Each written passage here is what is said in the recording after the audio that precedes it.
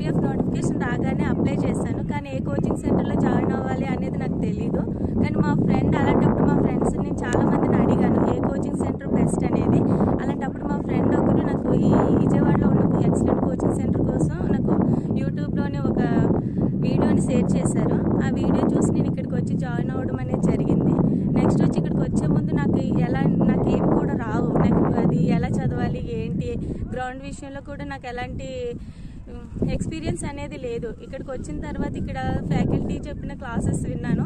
ఇప్పుడు నాకేమనిపిస్తుంది అంటే ఇక్కడి నుంచి వెళ్ళేటప్పుడు నేను కంపల్సరీ ఒక జాబ్తో తిరిగి వెళ్తానన్న ఒక నమ్మకం నాకు వచ్చింది.